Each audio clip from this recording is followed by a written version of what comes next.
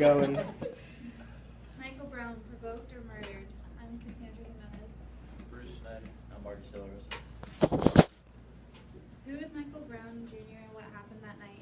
The shooting of Michael Brown happened on August 9th, 2014 in Ferguson, Missouri, when an unarmed 18-year-old black male died after being shot by a white Ferguson police officer, Darren Wilson. The circumstances surrounding the shooting are conflicting reports by the police surrounding what happened in the moments leading up to Brown's death, compelled with the mounting community frustration at the lack of detailed information made available to the public in a timely manner, touched off several nights of tense protests in the streets of Ferguson.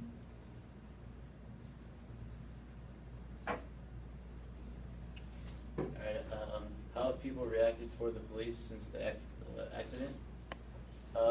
Most of them feel as if they cannot trust the police anymore because they feel like the police are racially profiling the people that are just in the city and are just out and about because they feel like they can't trust the police anymore. Supporters versus protesters. People supporting Officer Wilson are called supporters because he's a police officer and it takes a lot to get there, so they don't want that respect for him. And then people supporting Brown are protesters because Brown, in a way, is on the other side of the law in this situation. Do police have to assume guilt to protect themselves? I think you do have to assume guilt sometimes to protect yourself, because if you're naive, you can that could really get you hurt.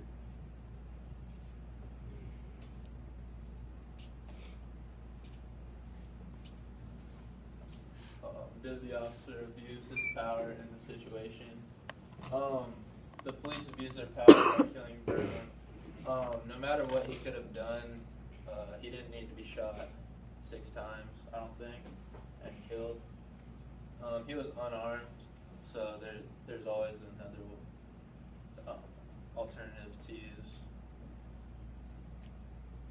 Alright, what is racial profiling? It is the act of using race and ethnicity against someone and suspecting them of committing a crime. For example, if a black cop is on duty and he sees a white person and feels like that person is doing something, he will stop them, and vice versa. So racial profiling is just using someone's race to go and stop them for doing absolutely nothing. Is this effective for police officers to use and determine the innocence or guilt? Just because of someone's race, you should not accuse them of committing a crime. Due to the past, people assume that certain races do certain things, and people try to use that against them. But in my opinion, you should always think about how someone is not guilty until they're proven guilty. And do you think that the Ferguson police force has a prejudice against blacks? I don't think so, because in this situation, as we gained information, we learned that the police officer, Wilson, was also hurt from the altercation, and he took the necessary precautions to protect himself, because in that situation you have to think about how he needs to go home to his family that night, and he needs to do what he needs to do to protect himself. True or false? Law enforcement sometimes need to break the law to enforce the law. I said no. Law enforcement should not break the law to enforce the law, because it's unless it's absolutely necessary.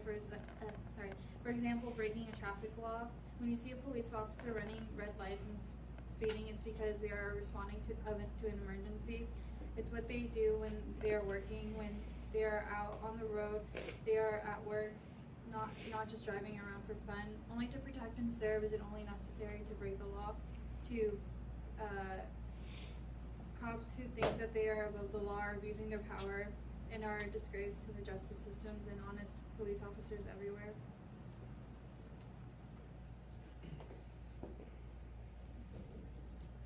Any questions?